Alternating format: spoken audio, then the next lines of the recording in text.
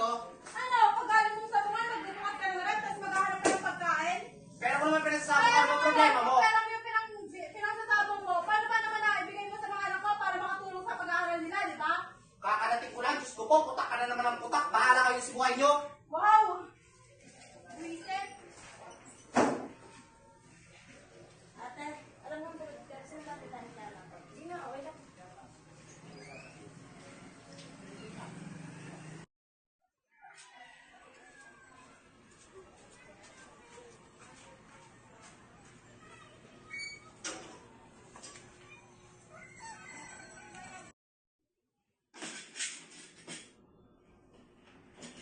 Na, MJ, lumapit ka nga dito. Oh, tawagan ni Papa. Ako naman dyan.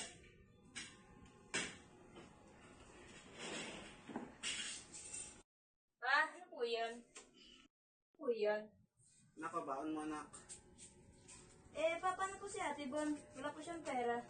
Nasa dyan naman yung ate mo nung online selling, ha? Wala bang kinikita yun doon? At saka malapit na ang graduation nila. Kaya niya na yun. Isa po ka. Sige, mag-iingat ha. Papa. Pa? Isa po ka. Mag-ingat, ha? Papa.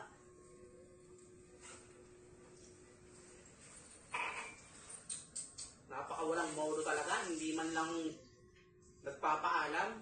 Ba't sinachat kita kahapon? Dapat di ka nag-reply. Sorry, nakatulog na kasi naman. Sir, dahil ba nalalaman nila sa mga po yung president? Galing yun ah.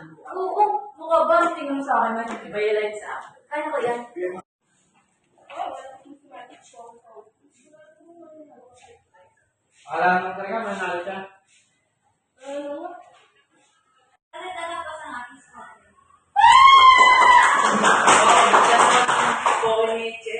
Alis naman natin si Bon. Magandang araw sa ating lahat. Ako po si Bon Amayan at ang spoken word na aking ginawa ay pinamagatang isang bunga ngunit ibang pagkakaroon. Okay. Sisimulan ko sa sino. Sino nga ba ako? Ako lang naman yung batang kahit hindi pantay ang pagtatrato ay hindi mo makikita na nagtatampo. Dugo sa dugo. Pero kung tratuhin, tama na nga yan. Tama ka na! Walis ka yan! Walis ka na! Baka na! Bakit yung ba ginaganyan si Bon? Bakit di siya binabato? Wala ba kayong mga respeto? Bon, maupo ka na. Ako nang bala sa pula. Okay, class. I-announce natin yung kung sino ang nanalo sa spoken poetry. Walang iba, kundi si Press.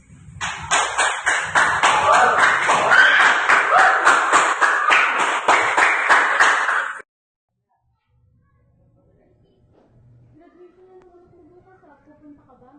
Valedictorian ba yung anak mo? Kapuntahan? Kung gusto mong pumunta, pumunta ka. Ayoko. Nakakahiya rin sa mga kumari ko dahil bunga siya ng... Ma! Payo 50! Ano yun? Pamalala ka. Sige, nandun sa bag ko. Kumuha ka na lang.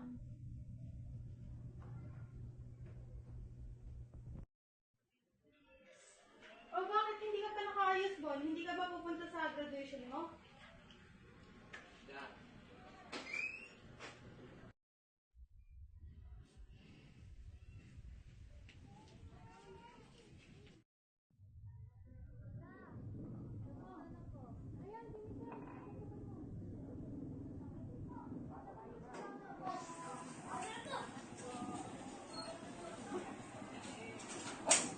Sinong hanap mo? Si Bon po, pwede ko po ba makaupo? Nandun sa loob. Pumasok ka na lang. Sige po. Sige.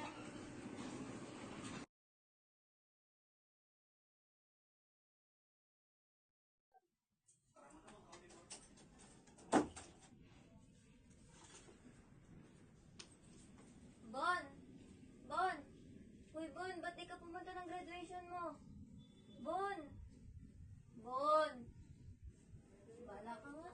Alis na nga lang. Hindi naman namamansin.